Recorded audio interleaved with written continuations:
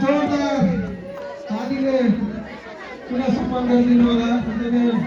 उत्कृष्ट प्रस्तुति दिएर गइसक्नु भएको छ। हाम्रा शिवशक्ति युवा कलाकार भाइ बहिनीहरू गएर आफ्नो उत्कृष्ट नृत्य प्रस्तुत गरेर गइसक्नु भएको छ। अब पनि हामी कार्यक्रमको अन्त